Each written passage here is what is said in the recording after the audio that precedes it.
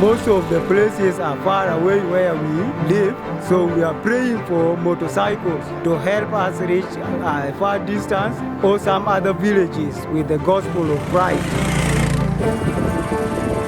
We move up and down in the work of the ministry preaching the gospel, and some of these villages are far away from where we reside. Wekara tich pa Mungu ubed maber. For the means of transport, this is my prayer request. So we need Final Frontiers to pray.